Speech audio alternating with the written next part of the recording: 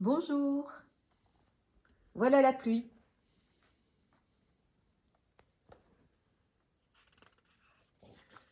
Voilà la pluie. C'est dimanche, et le dimanche, Camille s'ennuie.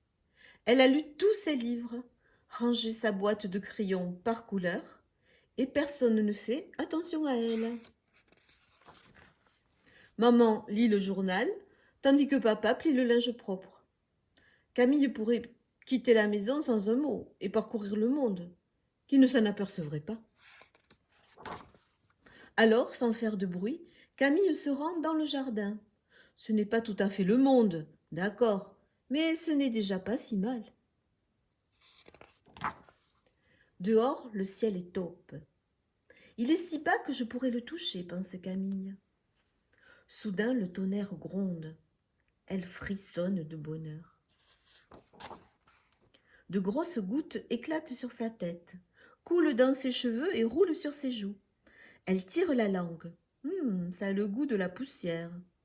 Le goût des nuages, se dit-elle. Sur le sol de la terrasse zigzague une colonne de fourmis. Camille observe les petits points rouges qui filent sur la pelouse. « Où allez-vous » demande Camille. « Quelle étrange question » s'exclame une fourmi. « Nous allons au grand spectacle, voyons !» Un spectacle. Camille passe sa main dans l'herbe mouillée. Les brins lui chatouillent la paume. L'eau fraîche éclabousse le bout de son nez. Camille aime que l'herbe lui arrive aux genoux et que la haie soit bien dodue. Elle aime aussi le buisson qui déploie ses branches comme une pieuvre dans l'océan. Mon jardin ressemble à une mer, se dit-elle, une mer toute verte. Entre deux branches du rosier, perlées de pluie, s'étend une toile d'araignée. C'est celle d'une épère, une araignée de jardin. Camille la trouve très belle avec ses pattes crochues et ses taches colorées sur le ventre. « Belle à faire peur !» murmure-t-elle. « C'est gentil, dit tristement l'épère. À choisir, je préférerais être laide à faire pitié. » Camille aimerait la réconforter, mais elle ne trouve pas les mots. « Filez, lui dit l'araignée, ne vous occupez pas de moi, vous allez rater le spectacle. » Quel est ce spectacle dont tout le monde parle? Le grand arbre du jardin se dresse devant elle. Le tronc est immense, les racines puissantes plongent dans le sol et courent sous la terre. Jusqu'où vont-elles? Camille les imagine passer sous la maison, traverser la rue et rejoindre le jardin de Lino, le voisin d'en face. Au pied de Camille passent deux escargots. Leurs antennes tricotent leurs coquilles d'odeline.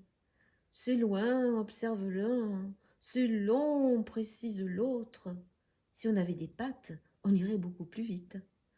Si on avait des ailes, on y serait depuis longtemps. Au lieu de ça, on rampe et on bave. » Camille saisit un escargot dans chaque main et les dépose au pied du grand arbre. « Oh, merci beaucoup, mademoiselle. Vous nous avez fait gagner un temps précieux. » Suspendue à une branche, Camille découvre une petite chose noire et luisante de la taille d'une noix. Cela ne ressemble à rien qu'elle connaît. « C'est une chrysalide » bourdonne une abeille à son oreille. Deux yeux brillent dans la haie. Camille les reconnaît. Ce sont ceux de Basile, le gros chat gris de la voisine.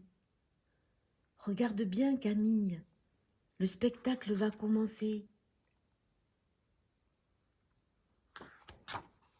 Soudain, la pluie s'arrête.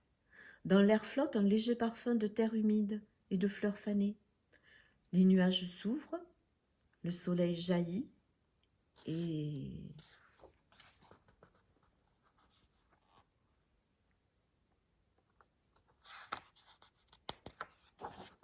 Combien de temps cela a-t-il duré? Une minute? Une heure? Impossible à dire. Mais les images sont là, bien présentes dans la tête de Camille. La couleur des ailes, la grâce de l'envol, l'immensité du ciel tout autour. C'était si beau qu'elle en a le cœur serré. « Tiens, remarque maman, le soleil est revenu. Allons nous promener, propose papa. C'est trop bête de rester enfermé toute la journée.